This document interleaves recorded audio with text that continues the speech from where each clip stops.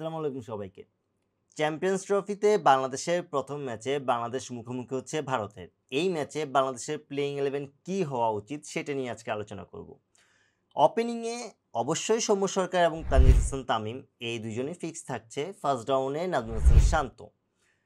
এখন এই তিনটা পজিশন যেহেতু ফিক্স থাকছে, 4 নম্বর পজিশনে যে জিনিসটা আলোচনায় চলে আসতেছে সেটা হচ্ছে মেহেদী হাসান মিরাজকে খেলাবে, নাকি তাওহিদ হৃদয় খেলবে, নাকি মুশফিকুর রহিম।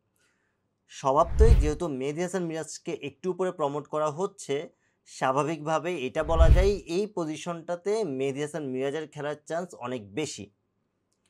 5 নম্বরে সেক্ষেত্রে মুশফিককে খেলাবে, 6 নম্বরে মাহমুদুল্লাহ রিয়াদ, 7 নম্বর পজিশনটাতে জাকের আলী অনেক। তাহলে তাওহিদ হৃদয় কি বাদ যাচ্ছে কিনা? এখন এখানে আলটিমেটলি যে জিনিসটাতে ফোকাস রাখতে হবে, দেখেন তাওহিদ হৃদয়কে যদি আমরা খেলাতে যাই তাহলে তাকে আমার পজিশন নাম্বার দিতে হচ্ছে 5। যদি তাওহিদ হৃদয় খেলে সেক্ষেত্রে জাকের আলী অনেকের চান্স খুবই কম, কেননা জাকের আলী অনেক তখন 8 নম্বরে অবভিয়াসলি নামবে না। সো এটা নিয়ে একটা কনফিউশন টিম ম্যানেজমেন্টের মধ্যে অলরেডি আছে। বাট আমার কাছে মনে হয়, যদি আমি আমার পয়েন্ট অফ ভিউটা বলি, জাকের আলী অনেক যদি লাস্টে 10 ওভারে সে ব্যাটিং করতে নামে সেক্ষেত্রে তাকে আসলে 7 নম্বর পজিশনটাতে তার প্রয়োজন আছে, যথেষ্ট প্রয়োজন আছে। অন্যদিকে তাওহিদ হৃদয়ের যে ধরন সে ব্যাটিং করে, যদিও সে বর্তমানে একটু অফ ফর্মে আছে, বাট সে আলটিমেটলি একটা ইনিংস বিল্ড আপ করে তারপরে খেলে। সো সেদিক থেকে তুলনা করলে তাওহিদ হৃদয়কে আসলে মিডল ওভারে দরকার। এখন যেহেতু মিডল ওভারে অলরেডি আপনার মুশফিকুর রহিম, মাহমুদুল্লাহ রিয়াদ আছে, সো সেক্ষেত্রে আমি বলবো আলটিমেটলি তাওহিদ হৃদয় এই জায়গাটাতে তাকে ড্রপ করলেও খুব একটা ক্ষতি হবে না ওভারঅল যদি আমি চিন্তা করি।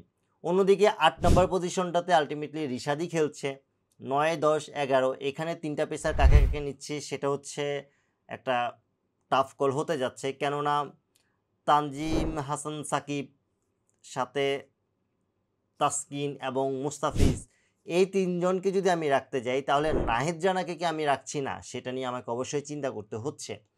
অ্যান্ড টিম ম্যানেজমেন্টেরও আলটিমেটলি এটা নিয়েই তারা একটু দ্বিধা দ্বন্দ্বে আছে যে তারা আসলে আলটিমেটলি নাহিদ রানাকে খেলাবে নাকি তারা সাকিবকে খেলাবে। সো এখান থেকে আমার কাছে মনে হয় সাকিব আসলে এই ম্যাচে তাকে দরকার।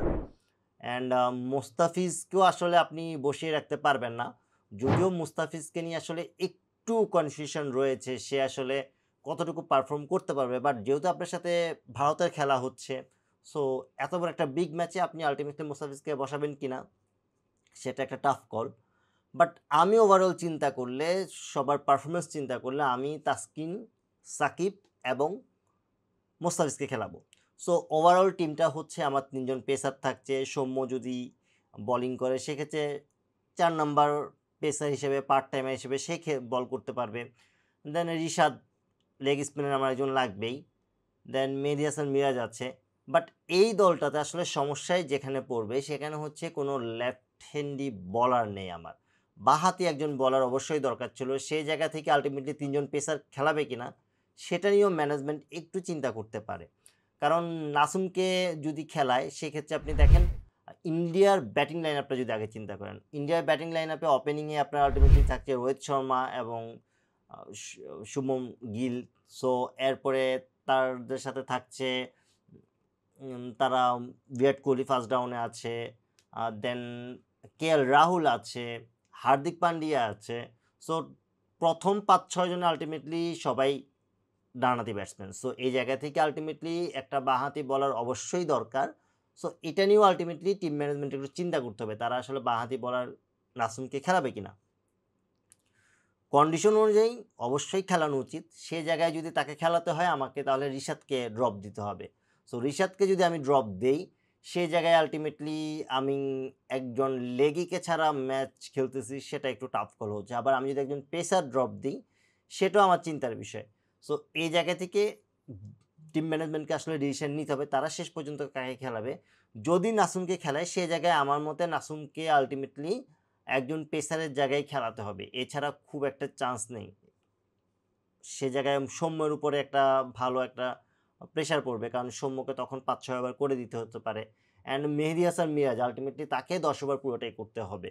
সো ওভারঅল টিম দাঁড়াচ্ছে এটাই, এবং এই টিমটাই শেষ পর্যন্ত থাকবে। দুইটা পজিশন নিয়ে কনফিউশন থাকছে, একটা হচ্ছে মোস্টলি নাসুমের পজিশনটা, এবং তাহিরুদ্দিনেরটা আমি আলটিমেটলি বলবো যে 90% চান্স তাহিরুদ্দিনের ড্রপ হবে, সে জায়গায় জাকের আলী খেলবে, সেটাই এখন পর্যন্ত মনে হচ্ছে।